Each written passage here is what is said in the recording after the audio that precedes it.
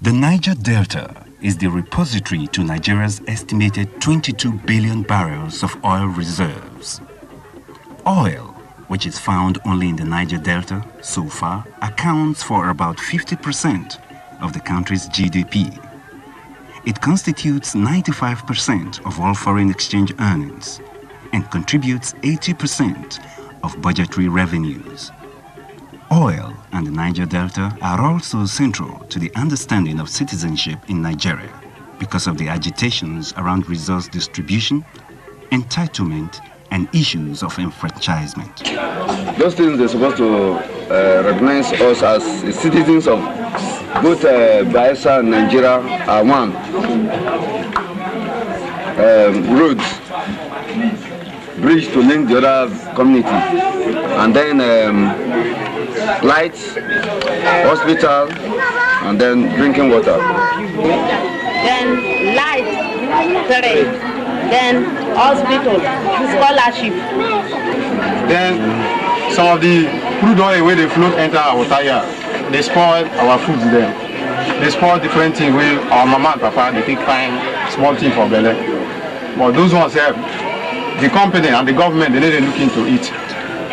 All these have led to persistent calls for resource control and sovereign national conference, which have framed the recent debates on the socio-economic, cultural, and political issues of the day.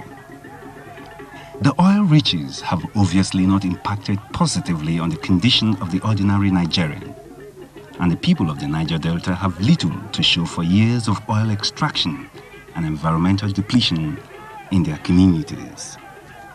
This is the story of the research into claiming rights and accountabilities in the Niger-Delta. The Niger-Delta people's understanding and experiences of accountability with regards to their relationship with the Nigerian state, the oil companies, and the people themselves are shaped by the politics of oil production in Nigeria. The research revealed that accountability is at the core of development in the Niger-Delta. By examining the performance of accountability, the research was able to contextualize the crisis of the Niger-Delta in particular and that of Nigerian nation in general. The research took place in two states, Bayelsa and Delta. In each state, research work was done in two local government areas. In each local government, two communities were used. The research collaborated with a gender-balanced group of participants drawn equally from the project communities. Together with the resource persons from the Theatre for Development Center based at Ahmadu Bello University, the participants spent time together unpacking concepts and developing a shared understanding of the research. In the two states, the research made use of drama, participatory rural appraisal tools, and formal questionnaire application in the various communities during the fieldwork phase. Our work confirmed how intertwined and complex the map of accountability related to the exploitation of oil is. This is, of course, a reflection of the general failure of accountability in Nigeria. The complexity stems from various actors and actions. Hence, demanding accountability is not simple at all, as it forms a complex web of different agents and circumstances. Overall, the picture reflects a general failure of accountability in Nigeria. 48 years of oil mining has created a major ecological wasteland in the Niger-Delta. The lands and farms have been contaminated by the oil activity. The pipelines, flow stations, gas flares, Oil spills all combined to make the Niger-Delta an environmental nightmare.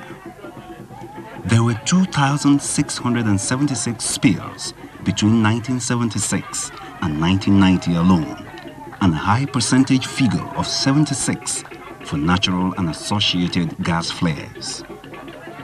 Burning 24 hours per day in a temperature of 14,000 degrees Celsius, the flares produce 35 million tons of carbon dioxide that are harmful to the people and environment.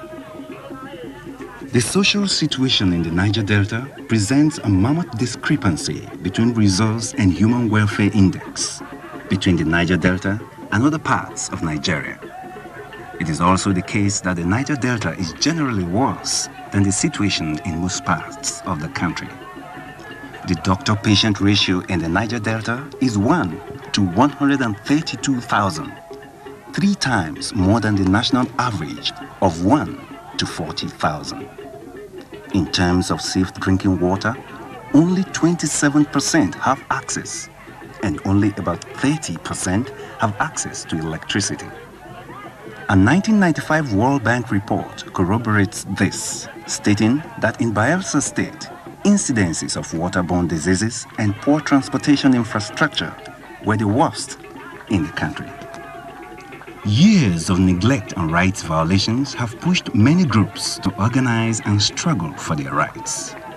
A sense of injustice, coupled with a difficult reality of unemployment and environmental degradation in the community, have led the community to mobilize for their rights.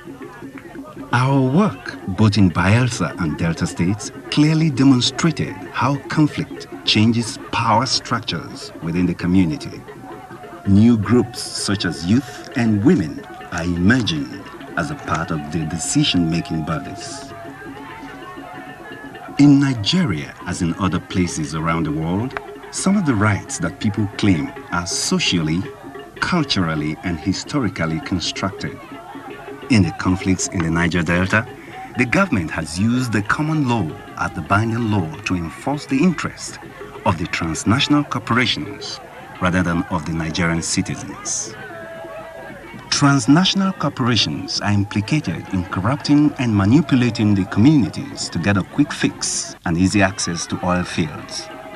Often, they will choose to bribe the chiefs and leaders since this is less costly than building social infrastructure, usually demanded by communities, and they are very heavily compromised in the rise of militias and violence.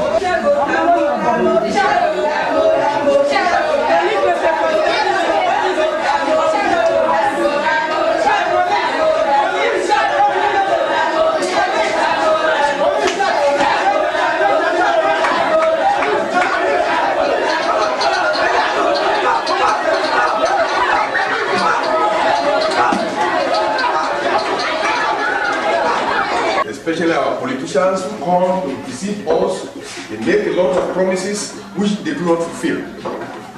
This play has actually demonstrated the fact that people we elect to represent us do not do so very properly.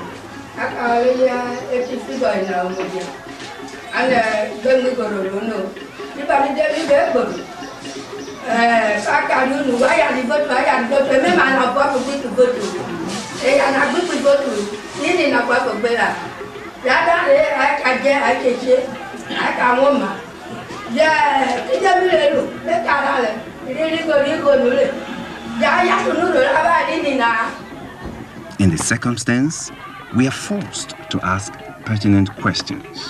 For example, may it not be possible for the federal government to evolve a new system of derivation that bestows a sense of belonging in the people of the Niger-Delta? Have the leaders in the Niger-Delta used the available resources judiciously? So, Ofori, go worry Monroe, Maru, Nigeria. Borworo, Omedia, Uwe Wesili, Royo Karibewe, Royo Nigeria, or there are why you be Yasa, even Nigeria, you be worried. Have the debates around sovereignty and political reform so far missed opportunities to institute a new style of politics and for a new accountability map to emerge? Will oil continue to constitute a paradox of plenty in Nigeria?